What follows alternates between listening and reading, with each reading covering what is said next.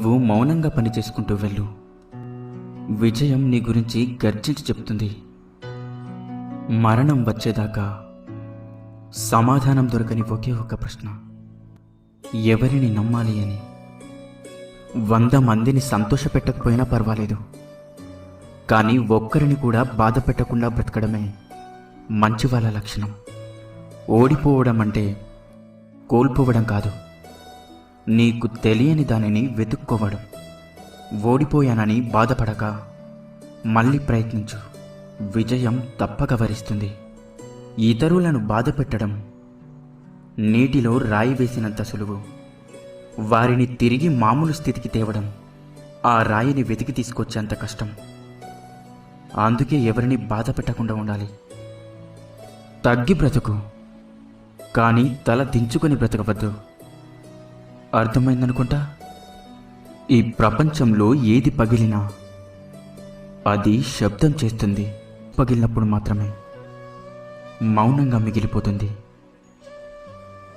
అత్యంత కఠినమైన జీవిత సత్యం ఏంటంటే, ఎవరి మనసు మంచిగా ఉంటుందో వారి తలరాత చెడుగా ఉంటుంది.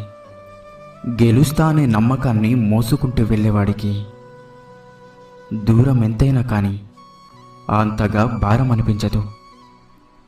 పరిగెత్తుదామనుకున్న ప్రతిసారి ఏదో ఒకటి నిన్ను వెనక్కి లాగుతుందంటే అది మరో రూపంలో ఉన్న నీ బలహీనత అయి ఉంటుంది. నీ బలహీనతలను మరోసారి పరిశీలించుకో. జీవితం ఒక యుద్ధ భూమి. పోరాడితేనే గెలిచే అవకాశం ఉంటుంది. ఊరికే నిల్చుంటే ఓటమి తప్పదు. నీ యొక్క గొప్పతనాన్ని నిర్ణయించేది నీ గుణం మాత్రమే, మరేదీ కాదు.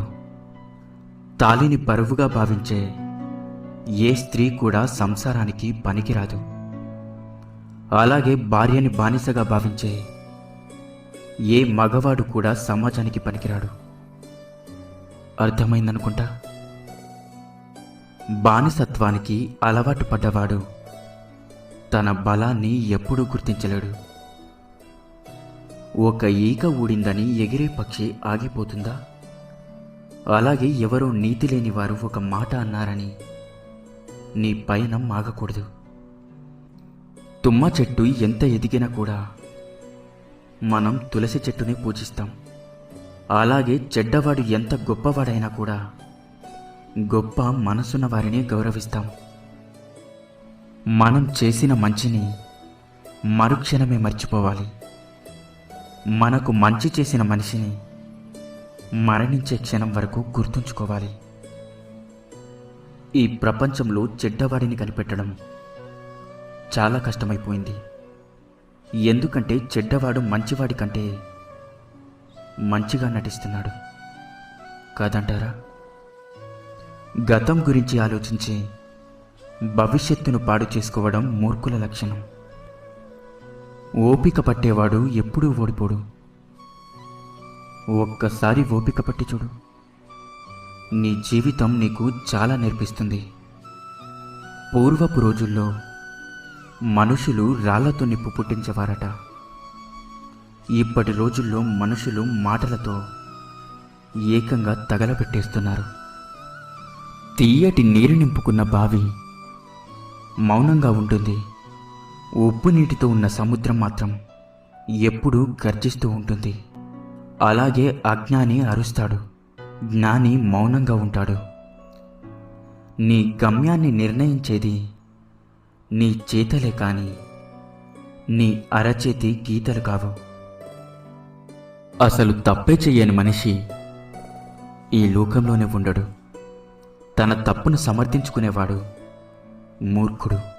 ఇతరుల తప్పును వేలెత్తి చూపేవాడు అత్యంత మూర్ఖుడు. చేసిన తప్పును సరిదిద్దుకునేవాడు మాత్రమే ఉత్తముడనబడతాడు.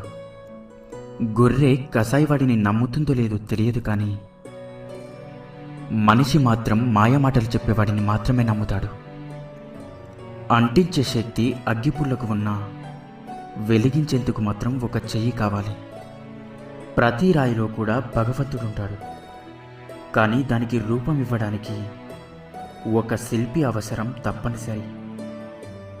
అలాగే మనిషి తనను తాను నిరూపించుకోవడానికి ఒక అవకాశం కావాలి. ప్రతి సమస్యకు ఒక పరిష్కారం, ప్రతి నీడకు ఒక వెలుగు, అలాగే ప్రతి బాధకు ఒక ఓదార్పు. ఇవన్నీ ఉన్నట్టే భగవంతుడి దగ్గర ఎప్పుడూ ఇలాంటిది ఒకటి ఉండే ఉంటుంది. విశ్వాసం కోల్పోకండి. ఒక ఆలోచన మనల్ని నిద్రపోనివ్వట్లేదు అంటే అది మనం సాధించాల్సిందైనా అయి ఉండాలి, లేదా బాధించేదైనా అయి ఉండాలి.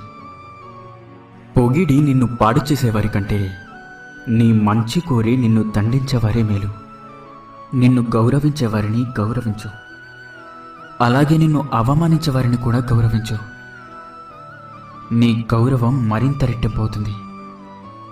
జాగ్రత్త, మాట్లాడే మాట జాగ్రత్త, దాచుకోలేని ప్రేమ జాగ్రత్త, అనవసరమైన కోపం జాగ్రత్త, మళ్ళీ రాని క్షణం జాగ్రత్త. కష్టం ఎలా బ్రతకాలో నేర్పిస్తుంది, నష్టం ఎవరిని నమ్మాలో నేర్పిస్తుంది. 10 మంది మన గురించి మంచిగా అనుకుంటే ఆ సంతోషం ఎంతకాలం ఉంటుందో తెలియదు, కానీ ఒక్క వ్యక్తి మన గురించి చెడుగా అనుకుంటే ఆ బాధ జీవితకాలం వెంటాడుతూ ఉంటుంది. కావలసిన దాన్ని పొందడం కోసం కొన్ని వదులుకున్నా పర్వాలేదు, కానీ కాలంతో పయనించే నీ జీవితాన్ని మాత్రం ఎప్పటికీ కోల్పోకు. నువ్వు పడుతున్న బాధలు ఎవరికి అక్కర్లేదు. నీ కనుల వెనుక ఉన్న కన్నీళ్ళు ఎవరికి పట్టవు. నీ మనసుకు అయిన గాయాలు అసలే అవసరం లేదు.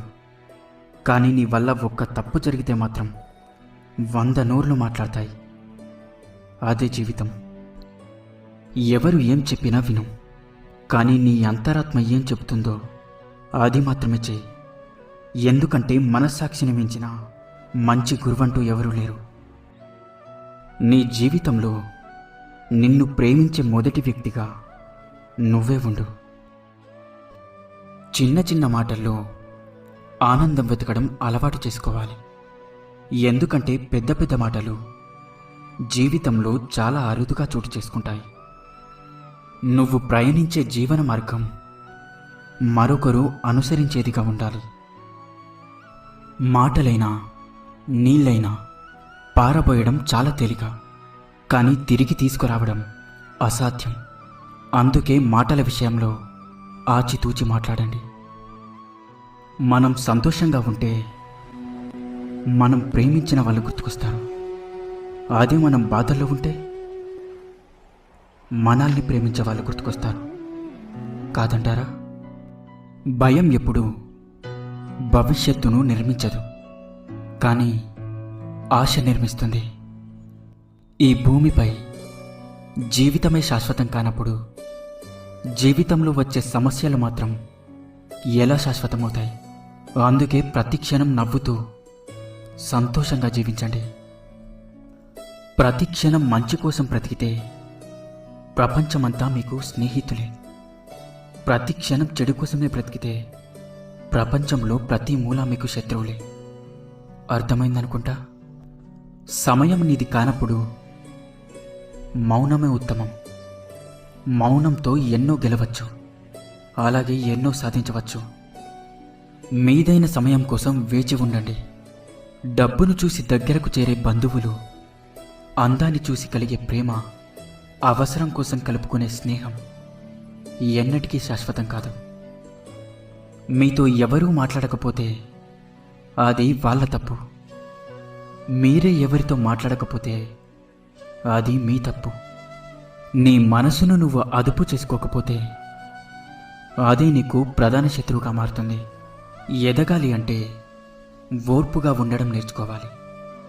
గెలవాలి అంటే ఓటమిని ఒప్పుకోవడం నేర్చుకోవాలి. సర్దుబాటు లేకుంటే జీవితంలో ఏదీ సంపూర్ణం కాదు. మీ జీవితంలోకి ఎవరు ఎప్పుడు వచ్చారన్నది ముఖ్యం కాదు. ఎలాంటి పరిస్థితుల్లోనైనా మీతో ఎవరుంటారు అనేది ముఖ్యం. కొంతమంది మాటలను గమనిస్తూనే ఉండు. నీకంటూ గర్జించే రోజు ఒకటి వస్తుంది. అప్పుడు ఎవరిని వదలకు. జాగ్రత్తగా ఉండండి, అలాగే ధైర్యంగా ఉండండి. ఇన్ని మంచి సూక్తులలో మీకు ఏ సూక్తి నచ్చిందో కింద కామెంట్ చేయండి.